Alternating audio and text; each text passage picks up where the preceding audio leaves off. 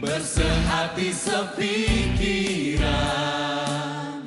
runtuhkan tembok yang merintangi. Bekerjalah, mari kita bekerja. Junjung kasih dan karunia, gapai panggilan tertinggi. Tetaplah menyala, layani sesama, terus bertumbuh bersama. Dalam kasih kita bergerak bersama, memenangkan jiwa menjadi harapan bagi dunia. Dalam iman kita akan menang bersama, beritakan namanya, bertumbuh dalam Kristus dan gerejanya. Na na na na na na na na na na na na na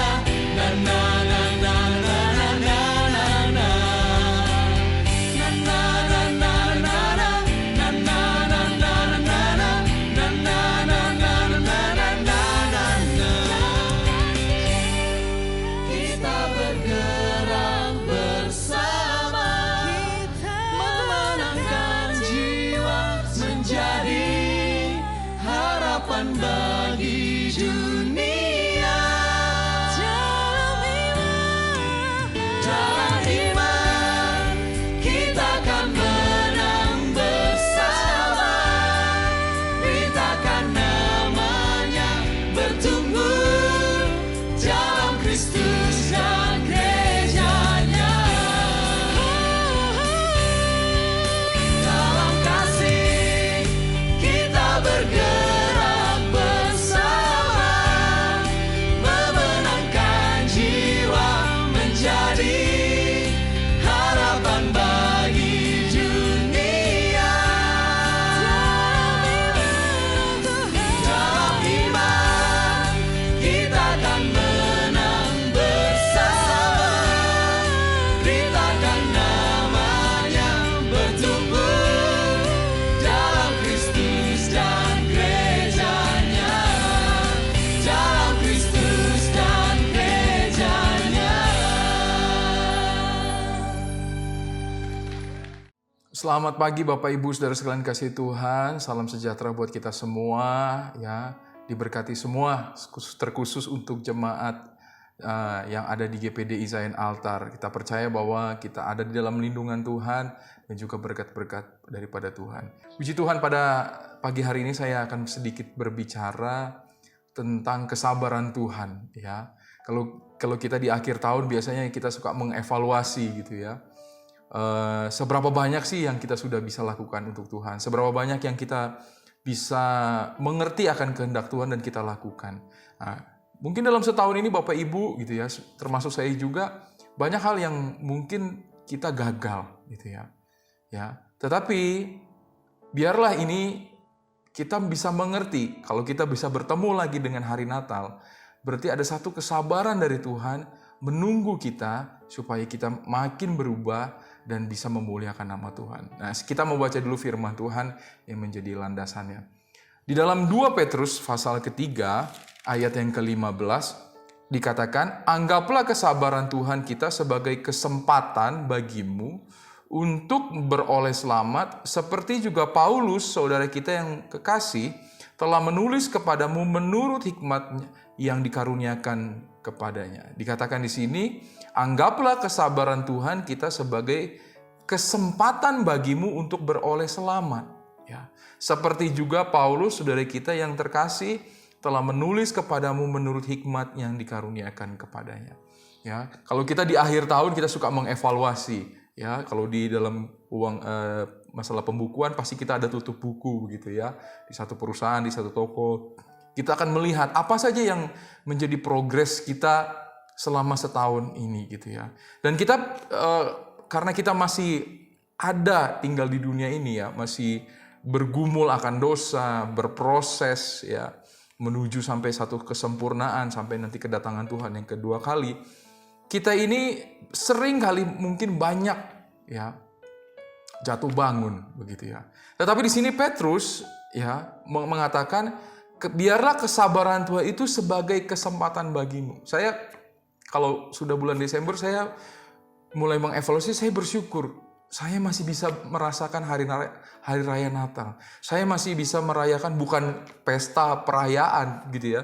Tetapi di akhir tahun saya masih bisa merasakan atau merayakan kasih Tuhan ya, kelahiran Yesus ya, begitu mulianya Tuhan mau datang untuk kita begitu ya, meskipun dengan proses yang mungkin dikatakan tidak enak, dia lahir ya di tempat binatang dikatakan seperti itu ya, tetapi saya melihat itu sebagai bukti kebesaran kasih Tuhan. Di tahun 2020 kalau saya boleh ada sampai bulan ini, di akhir tahun ini, saya anggap ini satu kesabaran Tuhan. Ya. Mungkin masih banyak hal yang belum kita bisa lakukan gitu ya, atau mungkin kita jatuh bangun. Tetapi biarlah kita mau merayakan akan kesabaran Tuhan. Ya. Ya. Dan kita menjadi kesempatan. Dikatakan di sini Petrus mengambil satu contoh, yaitu Paulus, saudara kita yang kekasih telah menulis kepadamu menurut hikmat yang dikaruniakan kepadanya. Gitu ya. Kita tahu kehidupan Paulus dulu. Waduh, ya kalau dia sebelum menjadi namanya berubah menjadi Paulus, ya menjadi Saulus adalah orang yang boleh dikatakan sangat jahat begitu ya. Ya, tapi dia sukses begitu ya. Dia menjadi ketua dari pemimpin agama, ya di dalam dunia sekuler juga dia berhasil. Tetapi Tuhan ingin melihat proses kehidupan dia, akhirnya dia menjadi seorang Paulus dari Saulus. Saulus menjadi Paulus. Ini seperti gambaran buat kita begitu besar ya. Bukan kita mau mempermainkan kesabaran Tuhan, tidak gitu ya. Nanti kita berbuat dosa lagi, tidak. Tetapi kita melihat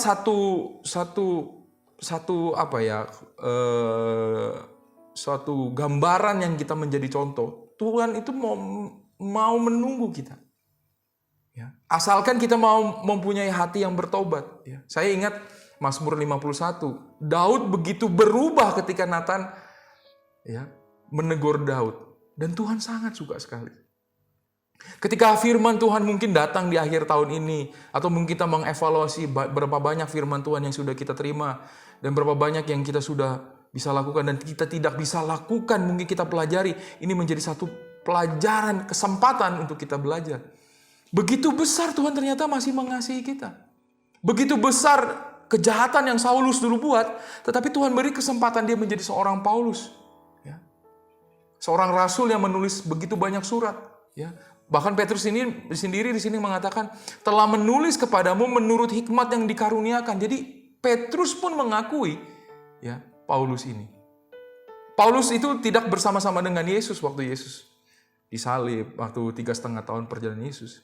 Tetapi rasul yang bersama-sama Yesus, yaitu Petrus, mengakui bahwa Paulus pun ya, begitu hebat ya, dan dikatakan diakui begitu. Dia begitu menerima kesabaran Tuhan dan dia pergunakan kesempatan itu ya untuk bisa memperbaiki ya, untuk mengerti kehendak Tuhan, untuk bisa mengenal lebih lagi. Ya. Ya, Bapak Ibu, kita bisa belajar. Mungkin di akhir tahun ini ada perenungan, apa yang saya harus lakukan mungkin mulai di tahun 2021. Mungkin ada hal-hal yang kita harus lepaskan, ikatan-ikatan yang kita harus lepaskan. Ada firman Tuhan, kehendak Tuhan yang kita harus lakukan untuk kebaikan kita. Ya, seperti tanaman yang sudah ditanam, dia berakar, dia harus berbuah. Ya. Dia harus berbuah. Gitu. Kalau berbuah berarti ada yang harus dibersihkan. Ranting-ranting harus dipotong. Ada sesuatu yang firman Tuhan mungkin memotong kehidupan kita. Ya, mungkin kita rasa sakit. Ya. Tetapi kita belajar supaya kita menjadi pribadi atau tanaman yang sehat bisa berbuah. Nah, kalau saya mau menggambarkan, begitu kesabaran Tuhan itu sama seperti di dalam kitab Yeremia pasal 18 ayat 1 sampai 6. Ya, di situ tentang digambarkan sebagai pembuat periuk, pembuat bejana begitu ya. Ya, pembuat bejana itu dia akan terus diproses sampai mendapatkan bejana yang sempurna, tidak ada retak. Tanah liat yang dibentuk itu ya, berulang kali dibanting, dibentuk, dibakar, dihancurkan lagi sampai menjadi bejana yang sempurna. Ya. Dan setiap bejana itu punya kekhasan masing-masing, punya fungsi masing-masing. Kalau bejananya kecil dia untuk menaruh minyak, bejana yang besar mungkin untuk menaruh air yang lebih banyak, ya, atau menaruh anggur. Dalam kehidupan kita pun juga sama seperti itu. Ya, kita bisa melihat setiap pribadi, anak-anak Tuhan, ya hamba-hamba Tuhan, mempunyai, kalau saya boleh gambarkan, punya talenta yang khas, gitu ya, satu demi satu. Ya. Tuhan tidak memandang itu hina, tetapi Tuhan taruh, ya, setiap fungsi dari anak-anak Tuhan, dari hamba-hamba Tuhan itu adalah sesuatu yang pas. Ya. Yesus Kristus, kalau kita mau sedikit refleksi dalam menyongsong hari Natal, Yesus Kristus pun meskipun dia raja, dia anak Allah, ya, tapi dia datang dengan kesederhanaan. Bahkan mungkin sangat miris, ya. Ya. Harus lahir di satu tempat yang mungkin tidak berkenan gitu. Tetapi Tuhan mau menempatkan, inilah fungsi saya. Ya. Saya ingin memberikan contoh gitu.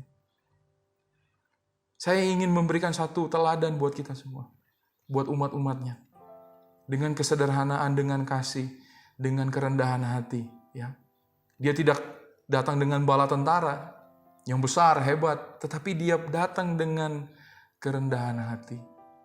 Bayi Yesus yang lemah, tetapi disitulah menggambarkan kemuliaan Tuhan. Ya, Tuhan meninggikan dia karena kenapa? Karena dialah pribadi yang sempurna, pribadi yang diberikan kepada kita manusia sebagai teladan untuk kita bisa meneladani. Ya, mari Bapak Ibu, mungkin hari-hari ini kita banyak evaluasi, kita banyak melihat ke belakang. Tetapi ingatlah, ya, apa yang Kristus sudah lakukan dengan kesederhanaan, dia bisa menyelamatkan, ya, orang-orang yang berdosa. Dan saya percaya setiap kehidupan kita, seberapa banyak talenta kita, ya, keahlian kita, ya, kalau kita mau taruh, ya, di dalam satu tangan dari pembentuk bejana itu, dengan kerendahan hati kita dipakai untuk kemuliaan nama Tuhan. Ya, diberkati Tuhan semua sidang jemaat GPDI Zion Altar. Mari terus teguhkan hati, ya, pikiran, pandangan, gitu ya, untuk terus menyongsong tahun yang baru, dan kita mau melihat begitu besar kesabaran Tuhan yang Tuhan berikan kepada kita supaya kita bisa berubah menjadi satu kemuliaan bagi Dia. Puji nama Tuhan. Mari kita berdoa. Bapa di surga, Engkau sungguh baik, Engkau sangat baik. Engkau yang sudah menolong kehidupan kami di sepanjang 2020 ini. Dan saya percaya Tuhan Yesus, kami percaya bahwa 2020 banyak sekali pelajaran yang kami boleh terima. Banyak sekali Tuhan proses iman kami dibentuk. Tapi kami percaya Tuhan ketika kami terus berserah kepada Engkau dan Roh Kudus bekerja di dalam hati kami, pikiran kami, memberikan kami kekuatan, kesabaran. Tuhan, Kau juga yang membukakan jalan bagi seluruh sidang jemaat-Mu Tuhan di dalam pergumulan kehidupannya Tuhan Yesus. Kami percaya, hamba-Mu percaya Tuhan, Engkau yang menolong semuanya Tuhan. Apapun Tuhan, apapun kesulitan yang sedang dihadapi Tuhan. Untuk gereja-Mu, Tuhan GPDI Zion Altar juga Tuhan, Engkau yang memberkati. Gembala, Ibu Gembala, kami taruh ke dalam tangan-Mu. Engkau yang menyertainya Tuhan Yesus. Terima kasih Tuhan untuk pagi hari ini. Tuhan Yesus, kami menyongsong hari yang baru ini Tuhan. Penuh dengan semangat, penuh dengan sukacita karena kami percaya Roh Kudus tinggal di dalam kehidupan kami. Dalam nama Tuhan Yesus, kami telah berdoa dan mengucap syukur. Amin. Dalam kasih kita bergerak.